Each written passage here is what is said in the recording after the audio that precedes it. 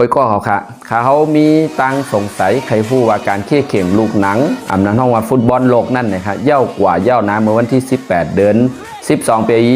2022เขาใครพูดหนึ่งมารางวัลสู้ทนหนึ่งไรกระหือ2กระหือถวยรางวัลอันไรนั่นเป็นคำเตี้ยในคาเตียวมาต่างนี้นะครับเนาะ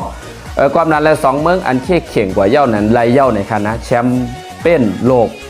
เป็นอาร์เจนตินาในคณะรางวัลสู้ที่1นั่นเนี่ยจะเป็นเงิน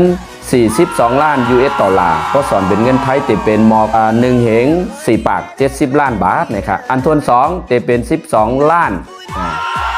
หรืออำนานฮอตถึง30 ล้านเพราะ12 ล้านนั่นจะเป็นเงิน4ปาก20 ล้านบาทเงินไทยต่อพอฮอต1เหง50 ล้านบาทนะครับอาร์เจนตินาและฝรั่งเศสนั่นนะครับเขายามเป็นแชมป์เปี้ยนโลกฟุตบอลโลกในมา2ปอ9ในคณะจอมหนังอาร์เจนตินาเป็นห้องว่าฟ้าขาวในคณะฟ้าขาวในเขาเลยแชมป์เมื่อปี1978ยาวกว่า1986ปอกทน2ฝ่ายตั้งฝรั่งเศสอำนั้นห้องมาตราไก่เขาเลยแชมป์เมื่อปี1998ยาวกว่า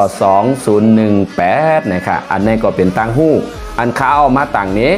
เลอเสนั่นเพราะว่าไผ่ภูเป็นก้นเป้เตไลมีจือมีเสียงกึกปืนไว้ในกำผานะครับ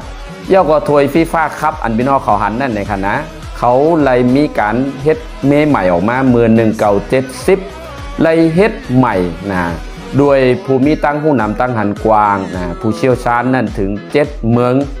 เลยค้นคว้าสอกหา53เมลขอดยอดในคณะแทบตัดเอาฝีมือกลอิตาลีอันห้องจือว่าซิลวิโอ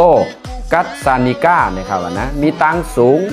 36เซนติเมตรย่อก็เฮ็ดมาตีคำนั่น18กะลัดเพราะสอนเป็นเปอร์เซ็นต์เด็กหมอก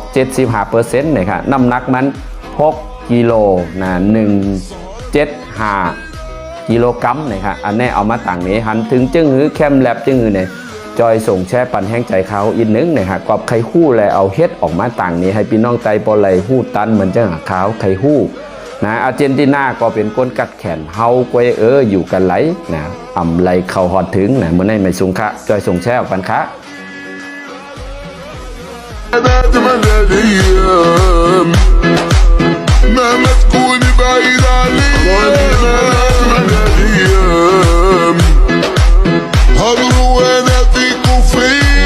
راني ما